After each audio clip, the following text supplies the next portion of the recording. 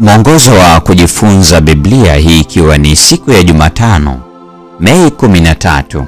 Mada inasema kusifu, ungamo, mahitaji, kushukuru. Kwa jinsi ile ile ambayo Yesu alitufundisha kusali katika Mathayo 6:5 hadi 15, tunaweza kufuata kielelezo hiki rahisi tunapokuja kwa Mungu kwa faragha, pamoja na familia zetu au kama kanisa, tukikumbuka kuwa maombi ni kuzungumza na Mungu kama kuzungumza na rafiki. Mara nyingi maombi yetu yamejaa haja zetu, ingawa Yesu ametufundisha kuomba kwa ajili ya mengi zaidi ya hayo. Soma ombi la Danieli katika Danieli 9 aya ya 4 hadi 19, kisha ubainishe vipengele tofauti vya ombi lake. Zingatia jinsi unavyoweza kujumuisha vipengele vifuatavyo katika maombi yako. 1. Kusifu ni kuonesha sifa na ibada kwa sababu ya yeye ni nani na vile alivyo. Soma Zaburi ya 100, wimbo mzuri wa sifa kwa Mungu. Angalia majina mengi ya Mungu na tabia yake iliyotukuka. Msifu kwa kuwa mkombozi, mwokozi, mfariji, mponyaji, mchungaji mwema, Alfa na Omega na mwamba. Hivi ni vichache kati ya vingi. 2. Ungamo na msamaha. Tunapojikuta tukiongea na Mungu na kukaa ndani yake, ni lazima tutaachilia chochote kinachotuzuia au kututenga naye. Kadiri tunavyokuwa karibu zaidi naye, ndivyo tunavyozidi kuona kutostahili kwetu na umaskini wetu.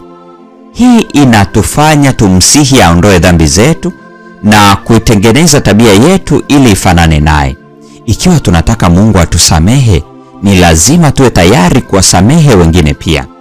Ungameni dhambi zenu ninyi kwa ninyi na kuombeana mpate kuponywa. Kuomba kwake mwenye haki kwafaa sana, akiomba kwa bidii. Yakobo 5:16. 3. Mahitaji. Ni changamoto gani unakabiliana nazo? Bila shaka na familia yako, marafiki, afya, fedha, kazi au masomo. Ni wapi hasa unahitaji mkono wa Mungu ukuongoze? Ni nani anahitaji msaada wako, na ni kwa njia zipi bora unaweza kuutoa? Omba mahususi kwa ajili ya maeneo hayo na watu, ukiomba mapenzi ya Mungu yatimizwe. 4. Kushukuru. Soma Wafilipi 4 aya 6, kisha utafakari juu ya mibaraka ya Mungu maishani mwako. Utaweza kukumbuka vitu muhimu, lakini vipi kuhusu vitu vidogo ambavyo mara nyingi hatuvizingatii? Sisi ni wapokeaji wa daima wa rehema za Mungu. Na bado ni shukrani kidogo kiasi gani huwa tunatoa? Ni kiasi kidogo sana tunamsifu kwa ajili ya kile alichotutendea. Ni vitu gani unataka kumsifu Mungu kwavyo? Kuungama kwake, kuomba kutoka kwake na kumshukuru kwavyo. Kwa nini usifanye hivyo sasa? Hii ni Mei 13, siku ya Jumatano. Kusifu, ungamo, mahitaji, kushukuru.